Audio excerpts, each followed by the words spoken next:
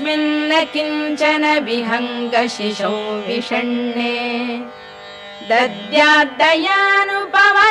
द्रविणाम्बुधाराम्